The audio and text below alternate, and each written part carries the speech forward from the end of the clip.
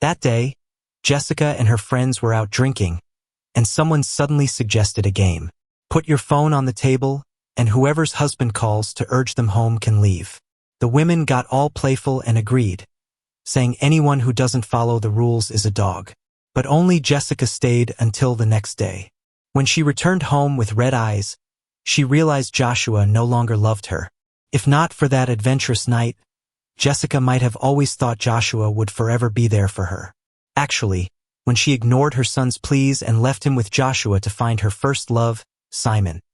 When she stepped over Joshua's efforts to impress Simon, making Joshua a spectator of their love. When she told her friends she only felt guilt and occasional affection for Joshua. The wildfire of betrayal had already scorched the desert of love, leaving only cold memories behind. Hey brother-in-law, Jessica drank a lot last night and kept mentioning you. I finally sent her back. I'll head out now. Amy, her childhood friend, seemed to sense a coming argument between Joshua and Jessica and hurried away to avoid getting caught in it. But she worried too much. Joshua wouldn't be that concerned with Jessica anymore. Jessica's pretty face was flushed from the alcohol. She usually didn't show it, so she must have drunk a lot and was likely in a bad mood. Joshua asked the housekeeper to make her a sobering soup, then glanced at her like a dead pig, a flicker of annoyance passing through his mind. Daddy, 4-year-old Mike, as obedient as a little puppy, looked up at Joshua with big eyes. Joshua smiled gently, picked up his son, kissed his forehead, and told him to listen to the teachers at school. Mike contentedly grabbed his little backpack and followed the driver to school. Watching this scene, the housekeeper said how warm and loving the family was. Yeah, a picture of peace and calm, except for Jessica being a bit of an eyesore. It would be perfect if she wasn't around. Joshua dropped her onto the bed. Just as he was about to leave, Jessica suddenly grabbed his hand and mumbled sweetly, "Honey, don't go." Smirking internally, he thought, what's this act now? If she wasn't sober, she wouldn't call out to Joshua. She'd yearn for Simon instead. But Joshua calmly pulled her hand away, saying flatly, "Just get some sleep, or you'll have a headache." As Joshua turned to leave, Jessica unexpectedly sat up and hugged him around the waist. "I was waiting for you all night." Her muffled voice held a hint of grievance, stirring the heart, yet Joshua remained utterly clear-headed. Joshua thought Jessica, as the one pouring her heart out, was waiting for him to ask why she waited, so she could continue. But he didn't want to talk to her, just like she never responded to him in their marriage. Joshua knew that silence could be infuriating, and after all those years of anger, it was Jessica's turn. When Jessica saw that Joshua didn't respond, her desire to talk faded. Yet she changed her approach, cuddling closer, stubbornly clinging and speaking in a wheedling tone. Lu Nan suggested the game. Whoever's husband calls them back can leave. Everyone joked that you'd be the first to call, but I watched as they all left one by one, and nobody came for me. She drooped her head like a sad little puppy, feeling downcast. It got worse as Amy stayed with me out of pity, drinking until now. Joshua deflected casually, "Amy's surely a good friend. Sticking with you like that. You should treat her well." Seeing Joshua indifferent to her feelings surprised Jessica. She lifted her head, eyes clear and steady, not showing even a trace of past drunkenness. Joshua met her gaze, smiling gently, without a trace of guilt. Her beautiful eyes searched his, looking for something. Maybe she was trying to find Joshua's past affection, that adolescent joy filled with love, or perhaps the youth's excitement for her that time hadn't dulled. Sadly, the feelings unstinting by time were worn thin by herself. Joshua didn't miss the disappointment and sadness in her eyes, nor her hints of panic. He knew what she was searching for, but he didn't care. Jessica remembered. They hadn't always been like this. Joshua and Jessica met in college. She was the belle of the school, drawing loads of attention. If it weren't for being in the same club, Joshua thought he would have just remained another figure in the background of people noticing her, someone never interacting with her directly. The warm summers always seemed like an easy time to fall in love. Sunlight filtering through leaves dappled over the boy. Jessica walked through the shade with grace. Joshua realized what a heart-fluttering moment felt like. Joshua had a reserved nature, but the ways he looked at her, no matter how fleeting, were anything but unnoticed. She always knew. Joshua later found out that the intense looks he thought he'd hidden so well were crystal clear to girls. Their story was ordinary, even cliché. Jessica had a childhood sweetheart, a first love who left her when his family faced bankruptcy in her toughest times. That's when Joshua mustered the courage of a lifetime and filled the gap, always by her side, taking care of her, until he became her boyfriend, her fiancé, and finally walked down the aisle with her. People often said Joshua had it all, that he'd married his youthful crush, putting an end to his youthful dreams. They said she had outstanding qualities, from her family background to her character, all beyond what someone like Joshua could dream of. Joshua once believed it too, so he cherished it, loving with abandon and yet holding on to those powerful feelings. 4 years of dating, 5 years of marriage, that's 9 whole years. But I was never Jessica's first choice, and now I'm tired. I was there through her career rise, staying up late, dealing with clients. I was like both her secretary and her husband. I did everything a good wife should. Kept the house immaculate, won friends in the social circles, and everyone in the family couldn't stop praising me. Honestly, I didn't feel like it was a huge burden because marriage isn't a one-person effort. If I'm going to be her husband, I should be the best husband I can. Sadly, Jessica never really loved me. She just thought I was marriage material. Joshua was just someone who made her heart flutter sometimes. She felt guilty because no one else treated her that well, but that's not love. Jessica would tell her friends, when you haven't found the one, everything else is just settling. Her words like daggers saying I shackled her youth and love. Outside the door, sick, I held back my tears. I thought that even if I wasn't her favorite person, I should be her most important one after we've been through so much together. When I proposed, she promised to forget Simon. From then on, it would just be the two of us and our life together. But she hung up my worried call for Simon. At that time, our baby, my Mike, wouldn't stop having a fever, and he started having convulsions. Our driver happened to be off that day, and I couldn't drive. I asked Jessica, who had nothing on, to come home and take the kid to the hospital. We lived out in the suburbs, not easy to catch a cab. But with her cool indifference, Joshua, calm down. Kids having a fever is normal, just call a cab to the hospital. Simon's got a stomach ache. I have to go to him. Kids having a fever is normal? But he had febrile convulsions. Didn't she know how serious that could get? My heart sank like it was plunged into an ice pit. Mike wasn't her son? Jessica couldn't see her son's life as more important than her ex's stomach ache. When Mike was crying for his mom, she was busy taking meticulous care of Simon. Meanwhile, Mike spent a week in the hospital and I didn't sleep a wink.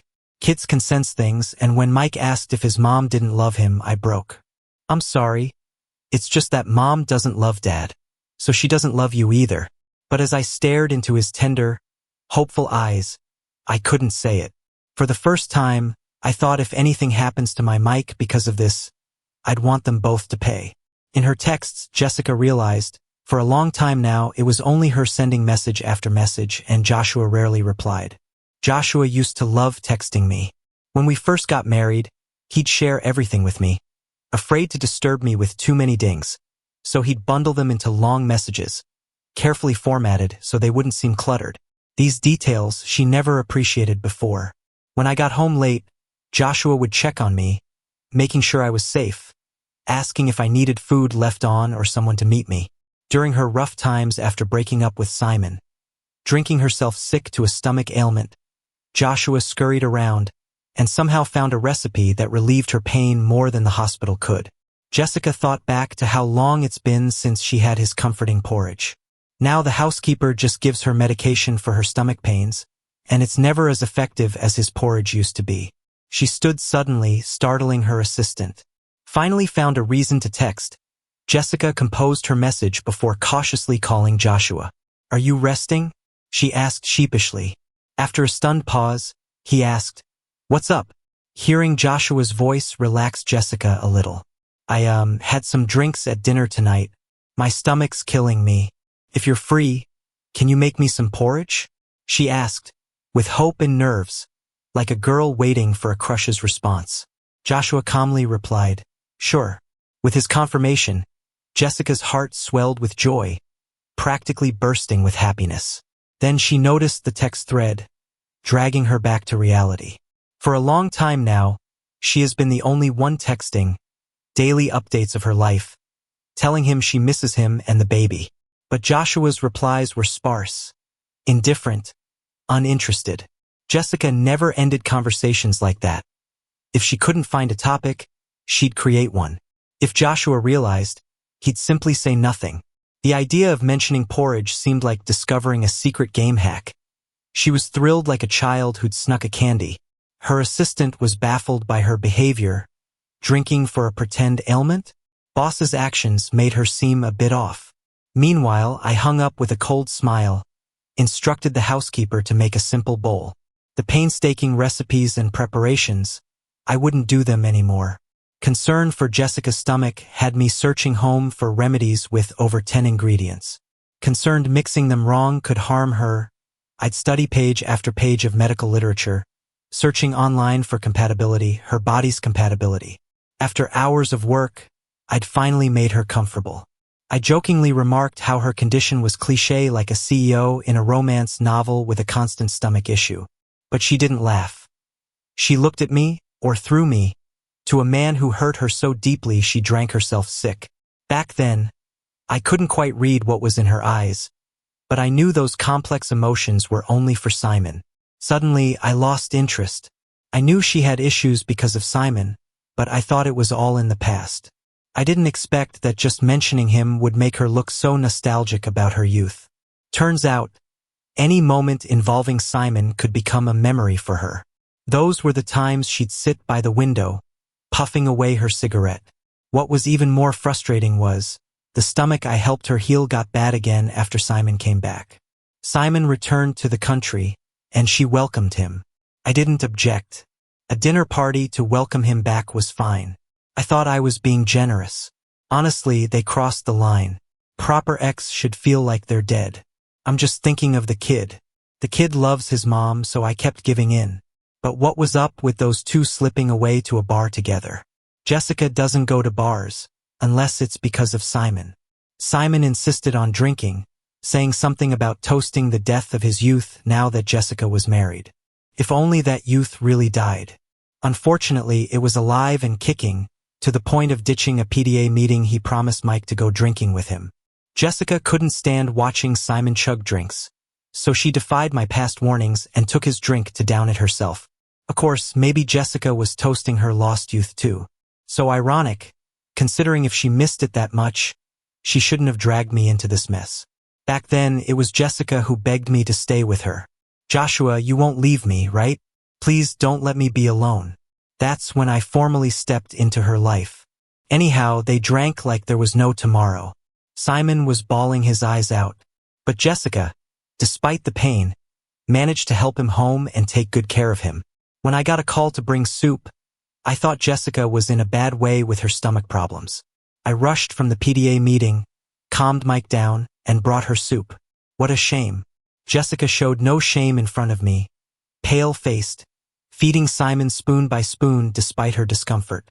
It was like I was meant to be a mere spectator in their love story. Watching Jessica half kneel on the floor, taking care of him with such attention, my chest felt squeezed painfully, like it was pressed by heavy iron, suffocating and bitter. It struck me as funny. All those years of admiration and love seemed like a big joke. Since then, it's like I woke up, just doing my thing, no longer that Joshua who'd do anything for love. Jessica came home early, pale, but without much of a hangover smell. There was a faint grassy scent. She must have showered. Noticing my sniff, Jessica gave a tentative sniff on herself. I didn't want to stink up you and the kid, so I showered on the south side. Funny, she never cared about me hating the alcohol smell before. She was the one calling on me to take care of vomit-soaked people. I just nodded. Jessica's face finally showed some life, but the sweat made her look unwell. She gazed at the soup, surprisingly touched. "Joshua, thank you." I brushed away her hand, trying to get close, and led her to the table to have the soup. She didn't rush into it, kept apologizing, explaining, promising not to see Simon again. I laughed coldly. What does it matter to me if you do or not? Seeing me calm, not asking further, she started on the soup. But after a few sips, she noticed something was off. Carefully, she asked, "This soup doesn't taste the same, does it?" I picked up a piece of chilled watermelon with a fork. "Maybe your taste buds changed." She sat there, dazed, mindlessly stirring the soup, hiding her gloom. Perhaps she realized it wasn't my carefully made soup anymore. When I didn't engage much, she tried to strike up a conversation. "Watermelon good?" I looked at her, smiling on purpose. "Yeah, it's good." She seemed captivated by my smile, her eyes shining with a depth I hadn't seen. I wondered if her brain was soaked in alcohol too. She stared at my face, with a hint of affection in her voice, then give me a bite. I thought about her serious stomach issue and this half-hearted soup. Happily, I fed her a big piece of watermelon. She ate it in a daze, the cold watermelon juicy and sweet, catching her off guard with a drop hanging at the corner of her mouth. Embarrassed, she wiped it quickly, blushing like a shy girl tripping in front of her crush. I laughed and asked, "Want more?"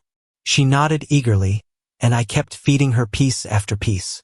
Almost like revenge, I gave her the whole plate, watching her pallor worsen without pause.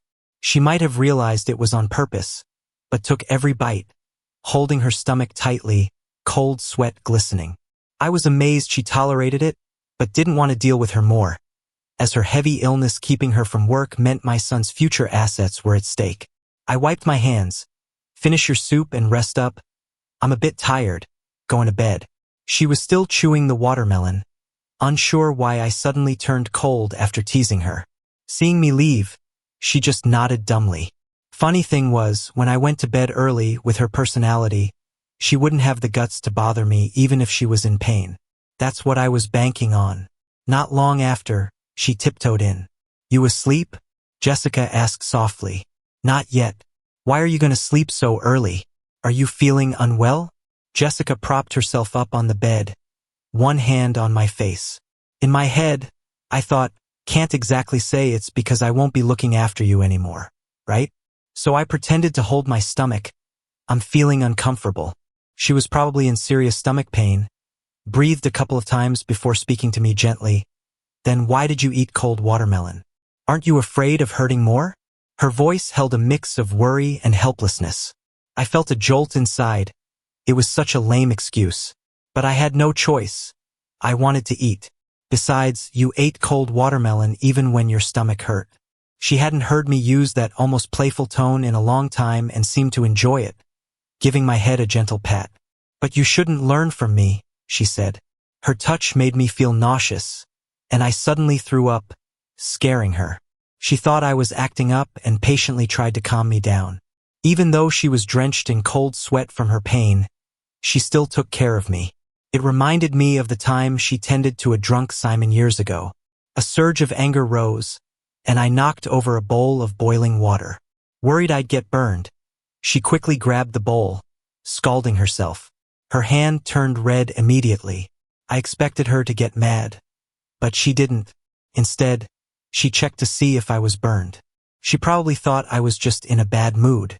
Even though I had just thrown a tantrum, she went out to find me some painkillers. Watching her hustle around, I realized she hadn't even thought to get herself some stomach medicine. Suddenly, it all seemed so pointless. My past affection felt so unworthy, and her so-called deep love now felt cheap. These days, I haven't been kind to Jessica. I've been irritable, yet she remained patient. Even when Mike noticed something was off and asked what was wrong between Mom and me. He's just a kid. What does he know? He only knows that his mom suddenly loves him and plays with him every day. He doesn't understand that it's the cheap regret of someone who only looks back after losing something. Jessica was so excited to take Mike and me out to play, not realizing that this outing almost cost Mike his mom. Jessica insisted on hiking with just the three of us. I wanted to bring security, but she wouldn't listen, saying one person could protect us easily, and more people would be inconvenient. Ignoring my scowl, she cheerfully strapped on a large backpack, picked Mike up, and started the ascent. I followed, struggling to catch my breath. She offered a hand to help, but I ignored it and kept climbing the seemingly endless stairs. Mike, happy in his mom's arms, cheered me on. I glanced at Jessica's clear eyes and thought of that summer 9 years ago when I was so captivated by her and Simon back then. Jessica sure knows how to play her cards, I thought. But those summers, like our youth, are gone. Along the way, Jessica wiped my sweat and handed me water.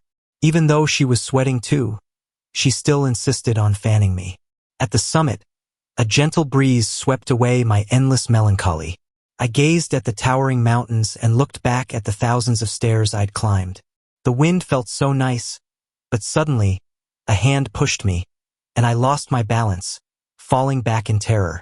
In an instant, Jessica dropped Mike, racing toward me, reaching to pull me back. Panicking, I didn't have time to think. Instinctively, when she grabbed me, I yanked her down, trying to use her weight to stabilize myself. Surprised by my move, she couldn't hold on, and we both tumbled down together. As my mind went blank with fear, Jessica shielded me tightly. Her backpack cushioned her head and spine, saving her life but causing me to bear more of the impact. Ignoring that, she absorbed the force, grunting as she hit each hard step. I had no time to grasp how long we tumbled until we stopped. Looking up at the distant platform, I saw Mike screaming, held by a kind stranger. I glanced down at Jessica, covered in blood. After a while, she squeezed out a few words. "Are you okay, Joshua?" I quickly called for an ambulance. Outside the ICU, I held Mike, staring at Jessica inside, feeling conflicted. Just before, I had thought if I delayed getting Jessica help, if I insisted on ending her treatment, would she die? A deceased wife, a hefty inheritance. That life seemed so much better than now. Years of neglect do nurture resentment. She hurt me, hurt Mike. She wasn't the cheerful Jessica now.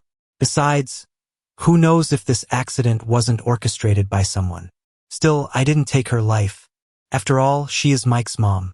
Outside, Mike sobbed, swearing he'd never hike again, that he almost lost his mom and might lose her now. I comforted my son, watching the doctors tirelessly work inside. Thankfully, Jessica's backpack saved her spine. Though she lost a lot of blood, it was under control, and her fractures would heal in a few months. Her first words when she woke were calling for me. "Joshua, thank you," Jessica choked up, tears in her eyes. She didn't finish, and I didn't ask. Whether she was thankful for saving her or being there, I didn't care. Lying alone in her hospital room, her friends visited. Waves of acquaintances came and went. With Jessica, a socialite hospitalized, it seemed everyone was paying their respects. Her secretary tried to manage the visitors, but some she had to meet. She was exhausted, wanting only to be with me and Mike. But I rarely visited. He had no idea how much she longed for him. Joshua must think she thanked him for not taking the chance to end her. That wasn't it. She'd long accepted that she'd give her life if he wanted it. But this time, Joshua truly chose himself. Jessica realized he loved her once, but that love was gone. He had learned to push Jessica into danger to protect himself. Jessica's ardor faded, replaced by cold realization. Now she understood how much it must have hurt Joshua years ago when he rescued her while she longed for Simon. Tears streaming down her face, she whispered, "Joshua, it hurts to love and lose." Her heart felt like it was ripped apart, leaving her shivering in icy despair. She thanked Joshua, thanked him for loving her so sincerely once upon a time. Jessica lay alone under the covers, tears silently falling until they turned into sobs, like the cries of a caged animal. She poured her heart out, yet she couldn't win a backward glance from Joshua. There's no going back now, truly no going back. Jessica and Joshua can't go back anymore. I wasn't surprised when Simon approached me. "Joshua, how could you do this to Jessica?" Simon stormed in and started yelling at me like Jessica was her wife or something. I raised an eyebrow, signaled the housekeeper not to stop him, but I didn't respond. "What kind of spell did you cast on her? She won't return my messages, won't answer my calls. I went to her workplace, and she said she won't contact me anymore. You know she doesn't love you, so why keep Jessica around? What's the point?" She came at me like nuts and was held back by the housekeeper. I'd never seen Simon lose it like this around me before. Maybe it's because Jessica's love gave her confidence back then. I just watched him, suddenly realizing how meaningless everyone seemed. Getting caught up in someone else's emotions, being vulnerable and anxious because of love. I was like that once, and now Simon is too. You're talking about my wife, I said calmly. I'm her husband. What I do or say to her is none of your business. Simon didn't expect my indifferent response, and he trembled with anger, a glint of hatred in his eyes. Don't get too smug, Joshua. If I hadn't gone abroad back then, you wouldn't have stood a chance. Here's the truth. Every time I pulled her away from you, I did it on purpose. I wanted you to know even a strand of my hair is more important than you and your son. Simon's boldness comes from having someone backing him. It's not the first time he's created drama at my house. He's got guts because someone indulges him. I was about to reply when Jessica rushed back in. Joshua, I'm sorry. I've been avoiding her these past few days. I didn't know she'd come to you. Jessica spoke timidly, trying to take hold of me. I pulled away and she turned to Simon, looking impatient. Why are you here? Why wouldn't I come? Jessica, you're not taking my calls, not seeing me, and it's all because of him. Simon let his anger out and tossed his bag at Jessica. The housekeeper was about to step in but was stopped by Jessica. Don't hurt him. Both the housekeeper and I were exasperated. Yet another dramatic love scene. I wasn't surprised. Simon's not just some pretty face. He was spoiled by Jessica, and I suffered plenty back then because she favored him. Jessica glanced at me, lowered her head in guilt. I just don't want him to get hurt. Then she faced Simon with some impatience. I already told you, I'm married to Joshua, and I love him dearly. Let's live our own lives separately and not bother each other anymore. Hearing this, Simon lost it and slapped Jessica hard. Shut up, Jessica, after all these years, and you just let go like that? Sorry, Simon, let the past go like the wind. Let me go and let yourself go too. Jessica even looked remorseful, almost making me laugh out of frustration. Simon was furious, swinging at me. I was about to react but saw Jessica using her full strength to push him onto the couch. You've crossed the line, Simon. Now get out. Jessica's rarely angry, and her formidable aura made Simon tremble. Jessica sighed, about to speak to me when I cut her off. If you can't handle this, there's no room for you, I told her coldly, my voice devoid of emotion. Jessica started trembling, her voice shaking. Joshua, I'm begging you. Please don't say that. Don't abandon me. I was wrong, Joshua. I'll take care of it. I won't let him disturb you and the kids again.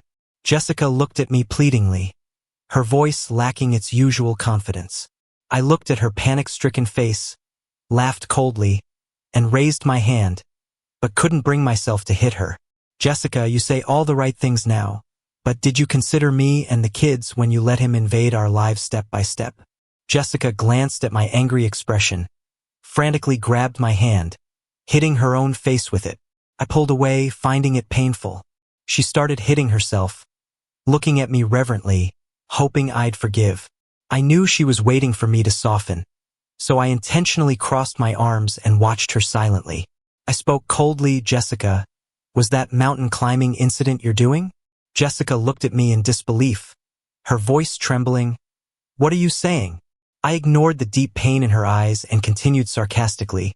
You and Simon wanted to be together, didn't want a divorce, but worried about public relations hurting your company, so you planned to make me a widower? She got emotional, her chest heaving, her eyes full of grievance. Joshua. She realized she was too loud.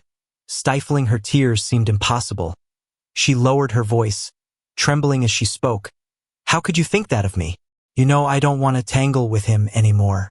Saying this, she turned away, avoiding showing me her tears, swiping quickly at her face. When she turned back, she hugged me, burying her head in my neck, her tears soaking my back. She sobbed, Joshua, I'm begging you. Don't treat me like this anymore. I'll do anything. Anything to make you happy. I'll do it. Give me and our son the company shares. Then I'll believe you, I responded coldly. Okay, That's only fair, Joshua. Jessica stopped her tears. Anything else, any request, I'll comply. Jessica looked at me with deep emotion. I recalled Simon's cold expression as he left, but couldn't act rashly. I instructed the housekeeper to be extra cautious these next few days. Mike needs to be picked up early and check with his teacher, making sure only the housekeeper and I can pick him up. Jessica wrote a will. If she dies, everything she owns, except for a small portion for her parents, goes to Mike and me. Her mom got so mad. She gave her a beating. Why are you writing a will at such a young age? Isn't that bad luck? Jessica took the hit without saying a word. Later, she came home and sweetly snuggled up to me. Look, I did what you said. Now you can be at ease, right? Then she nuzzled my neck like a dog, hoping for a bit of affection. I just replied, not bad. Jessica is trying hard to be a good woman. She acts like she can't take her eyes off me, bringing back all sorts of new finds every day like treasures. She's become quite the cook too, almost forcing the food into my mouth. She endures my criticism and even my obvious mistreatment, smiling like a fool, willingly taking it. I think she's hoping love will sprout again in this barren land. But the wildfire of betrayal has truly burned any seed of love. There's no springtime anymore. During the day, she works hard, saying now she's working for Mike and me and plans to give it her all.